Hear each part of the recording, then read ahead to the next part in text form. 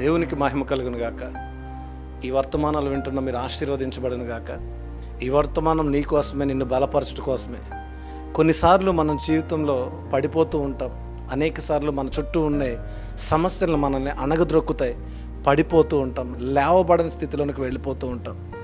ఎవరు మనకు సహాయం చేయడానికి కూడా రారు. ఆ సమయంలో ఎవరు కూడా మనల్ని ఆదుకోవడానికి రారు. ఎంతో భయంకరమైన సమస్యల్లో మనం ఉండిపోతాం.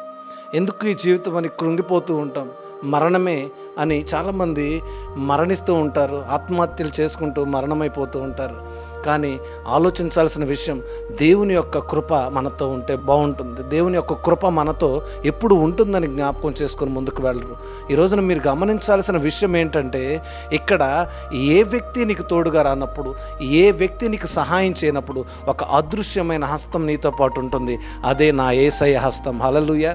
అదృశ్యమైన ఈ హస్తము ఎప్పుడు నువ్వు పడిపోతే అప్పుడు లేవనెత్తడానికి నీకు తోడుగా ఉంటుంది. నువ్వు అడగాల్సిన ఆ విషయాన్ని ఎప్పుడు ప్రభువును అడగటం నువ్వు నేర్చుకుంటావో, నువ్వు పడిపోయే ముందు ఎప్పుడైతే ప్రభువును జ్ఞాపకం చేసుకుంటావో, పడిపోయేటప్పుడు ఎప్పుడు నీకు అవసరం వచ్చిన వాళ్ళందరూ దూరం అయిపోయినప్పుడు యేసయ్య నిన్ను పట్టుకొని మరలా లేవనెత్తి నిలబెట్టి నిన్ను అనేక మందికి దీవెనకరంగా మార్చుతాడు. ఆమేన్. ఈరోజు నీ వాక్యం వింటున్న నీవు ఈ వాక్యం ద్వారా మేలు పొందుకోవాలన్నదే నా ఆశ.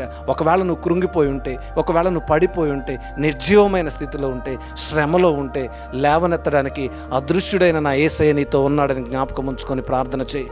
ఈరోజు నా దేవుని వాక్యం అంటూ ఉంది, ఎజ్రా గ్రంథం 7వ అధ్యాయం 28వ వచనంలో. ఇక్కడ మీరు చూసినట్లయితే, నా దేవుడైన యెహోవా హస్తము నా తోడుగా ఉన్నందున నేను బలపరచబడెను.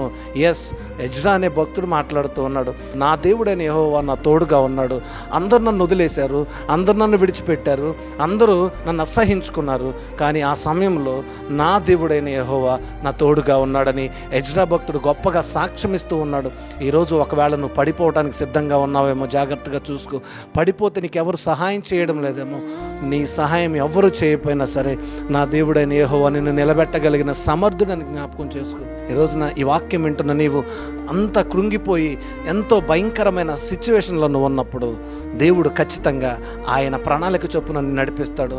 నువ్వు చేయవలసిన పని ఆయన మార్గంలో నిలబడి నువ్వు నడవడమే.